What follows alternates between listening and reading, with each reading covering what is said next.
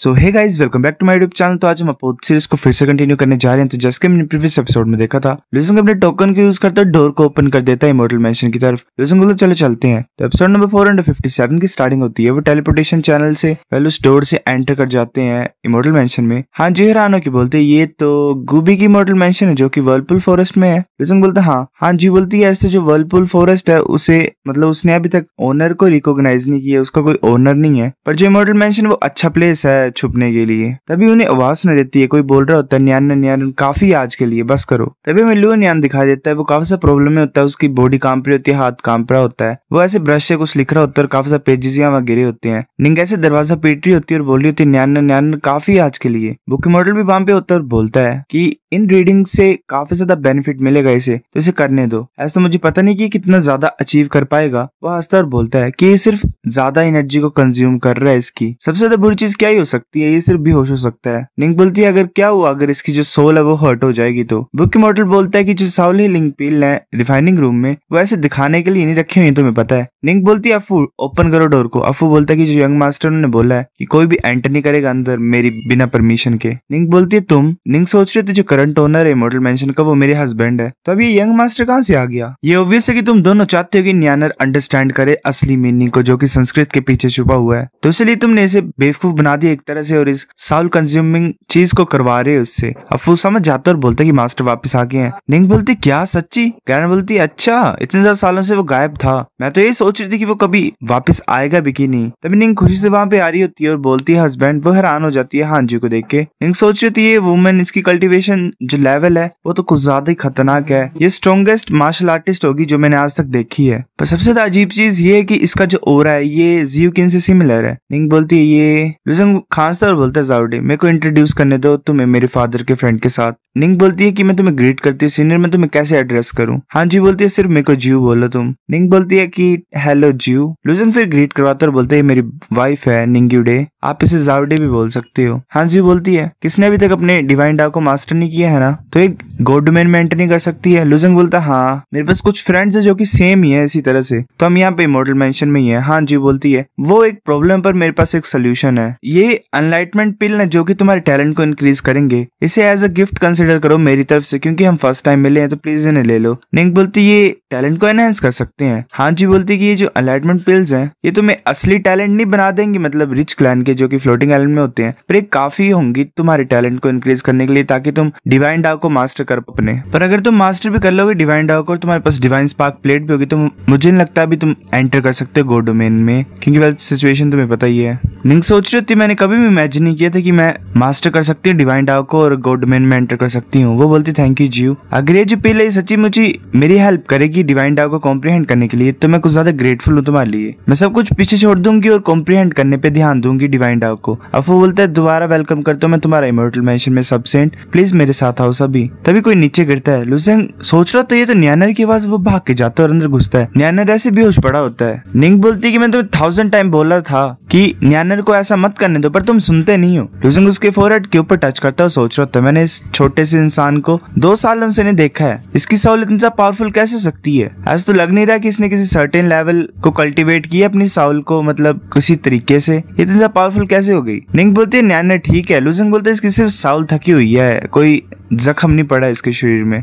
निंग बोलती है कि तुमने इसे बोला ऐसा करने के लिए, तो हमेशा से बोलते थे कि संस्कृत वर्ड्स को पढ़ो अच्छी तरह से, ऐसे तुम कभी न कभी इसे मार दोगे। हाँ जी बोलते ये बच्चा संस्कृत को डिसाइफर कर सकता है। बुक इमॉर्टल बोलता है कि सबसेंट इस बच्चे को अंडर एस्टिमेट मत करो, मास्टर बहुत सारे वर्ड्स को पीछे छोड़ के गए थे संस्कृत के और ये जो बच्चा है ये 30% को डिसाइफर कर पा रहा है उनमें से। हाँ जी हैरान होकर बोलती है क्या। वो ऊपर की तरफ देखते वहां पे कुछ ज्यादा वर्ड्स होते हैं। वो बोलती है ये तो असली मीनिंग है डाव का। लुजिंग बोलता है असली मीनिंग है डाव का वो क्या है। सबसेंट बोलती है कि वर्ड्स को पढ़ो प्लीज। बुक इमॉर्टल बोलता है कि ये डिफिकल्ट होता है इन वर्ड्स को पढ़ना, पर ये जो यंग मास्टर है ये इन्हें रीड नहीं कर सकता है अच्छी तरह से, तो मुझे नहीं लगता कि मास्टर भी कर पाएंगे। लुजिंग बोलता चलो मैं ट्राई करता हूँ। वो पढ़ रहा होता है कि जो नेचर है कल्टीवेशन मेथड का वो ये है कि जिसमें अटर्निटी में पहुंचना होता है स्ट्रॉन्ग विल के साथ। लुजिंग सोच रहे थे अब चल क्या रहा है, जो मेरी साउल और माइंड है उनमें अनकंफर्टेबल जैसी फीलिंग आ रही है मुझे ऐसे इन वर्ड्स के ऊपर देखने से, ये क्या हो रहा है। हाँ जी बोलती पढ़ते रहो। लुजिंग बोलता कि जो नेचुरल लॉ है उसे कॉमन मेथड से कॉम्प्रिहेंड नहीं कर सकते हैं, अगर वो फिर मतलब घुस जाता है वर्ड्स में किसी तरह के। वो सोच रहे थे यहाँ पे चल क्या कह रहा है मेरी जो विजन है मेरी साउल की वो सी ऑफ फायर से कैसे जल रही है। लुजंग फिर ऐसे ही हाफरा होता है और बोलता है कि इससे आगे तो मैं पढ़ नहीं सकता हूँ। बुक इमॉर्टल बोलता है कि मास्टर तुमने ऑलरेडी प्रूव कर दिया कि तुम कितने ज्यादा अमेजिंग हो, क्योंकि तुमने 900 वर्ड्स को पहले अटेम्प्ट में रीड कर लिया है, पर जो यंग मास्टर है वो 1200 वर्ड्स को रीड कर सकते हैं और ये ऐसे ही कॉन्स्टेंटली राइट कर रहा है उससे जैसे जैसे वो रीड कर रहा है। लुजंग बोलता है क्या? हाँ जी बोलते तुम बोल रहे हो कि ये बच्चा 1200 वर्ड्स को पढ़ सकता है। लुजंग सोच रहा होता है जो कंटेंट है ये मास्टर की संस्कृत का ये कुछ ज्यादा रिच है। ऐसा बिलीव किया जाता है कि ये जो संस्कृत है ये हायर बीइंग से आई है, चाहे कुछ भी हो, चाहे जिस मर्जी तरह का वो क्रिएचर या फिर रेस की हो, इनका बड़ा कॉम्प्लेक्स कल्चर है। जो गोल्डन संस्कृत है ये नेसेसरी नहीं है कि उनमें सबसे ज्यादा कल्टीवेशन मेथड हो, पर इसमें कुछ ज्यादा फैक्टर्स लिखे हुए हैं एक तरह से। लुजंग सोच रहा होता है कि न्यानर कभी भी इमॉर्टल मैंशन के बाहर नहीं गया और हायर बीइंग से मिलना तो दूर की बात है, तो इसने टेक्निक्स कहाँ से सीख ली संस्कृत की और ये डिसाइफर कैसे कर पा रहा है इनको और कल्टीवेट कर पा रहा है ट्रू मीनिंग जो कि डाउ का है। बुक इमॉर्टल बोलता है ये 1236 वर्ड्स हैं अगर एग्जैक्टली बोलूं मैं तो। और ये यंग मास्टर ने अभी भी सेट किया रिकॉर्ड को, उसका पहले बहुत कम इंटरेस्ट था इसमें, तो वो धीरे धीरे सिंपल संस्कृत को डिसाइफर करने लगा पड़ा। पर उसने बाद में 6 संस्कृत टेक्स्ट का ग्रुप को फाइंड किया और जो कि एक ही टाइम पे अपेयर हुए थे। उस कंटेंट का कुछ अता पता नहीं लग रहा था कि वो क्या चीज थी। अगर उन वर्ड्स को अलग अलग पढ़ते तो कुछ पता नहीं लगता, फिर अगर साथ में मिलाया तो थोड़ा सा फीलिंग आने लग पड़ी। उसने फेल्ट किया और वो समझ लिया उसने कि असली सच क्या था उनके बीच में। फिर तब से उसने स्टडी करना स्टार्ट कर दिया उन वर्ड्स। लुजंग बोलता है कि ये कैसे पॉसिबल है। मैं फील कर पा रहा हूँ कि जो न्यानर की सोल है वो कुछ ज्यादा ही स्ट्रोंगर है बाकी ऑर्डिनरी लोगों से। ये तो इम्पॉसिबल है कि ये इस चीज तक पहुंच गया है।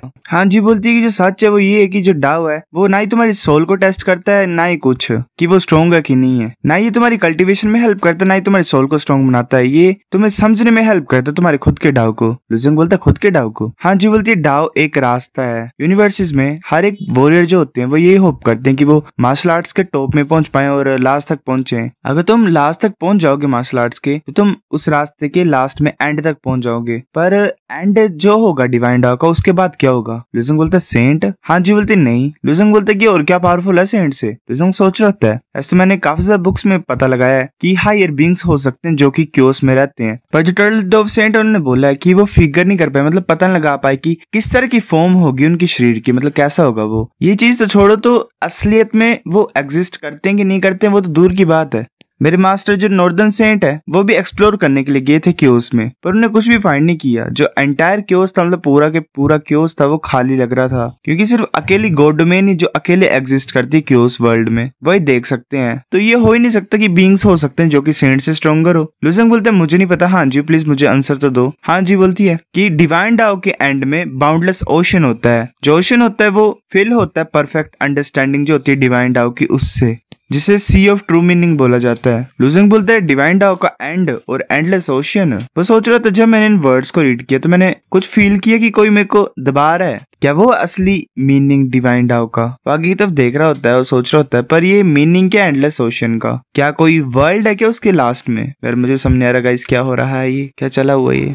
लुजंग बोलता है ओशियन वो भी ट्रू मीनिंग ऑफ डाउ का, वो होता कैसा है? हाँ जी बोलती है कि मैं भी वहां तक नहीं पहुंची हूँ, पर मैं तुम्हें थोड़ा बहुत एक्सप्लेन कर सकती हूँ। अगर तुम्हारे पास चांस होगा तो तुम देख सकते खुद ही फिर एक दिन उसे। लुजंग बोलता है अगर जो ट्रू मीनिंग है डिवाइन डाउ का वो एक ओशन में पहुंचता है लास्ट में, तो इसका मतलब बहुत ज्यादा तरह की ट्रू मीनिंग होगी डाउ के। हाँ जी बोलते मुझे भी नहीं पता, क्योंकि इतने ज्यादा सालों में गॉड डोमेन जो थी उन लोगों का इतना ज्यादा मतलब वो पहुंच नहीं पाए असली सच में जो कि डाउ का है। जो सेंट है वो काफी सालों से जी रहे हैं। सेंट ने अपने डिवाइन डाउ को एक्सट्रीम तक रिफाइन किया, मतलब काफी ज्यादा लास्ट तक की। एक तरह से जो सेंट्स हैं वो काफी सालों से जी रहे हैं, उनने अपने डिवाइन डाउ को लास्ट तक रिफाइन किया हुआ है और अपने यूनिवर्सिटीज को बनाया हुआ है। पर उसके बाद भी उन्होंने फिर क्योस को एक्सप्लोर करना स्टार्ट कर दिया जो कि गॉड डोमेन के बाहर है। वो यही होप करते कि वो और ज्यादा ब्रेक थ्रू को अचीव कर पाए, पर कुछ भी नहीं हुआ। सो गाइस एपिसोड नंबर 457 इतना था। अगर आपको वीडियो पसंद तो लाइक करो, नहीं लाइक तो शेयर करो, कमेंट करके बताओ। अगर आपको वीडियो कैसा लगे सब्सक्राइब करो। तब तक के लिए बाय।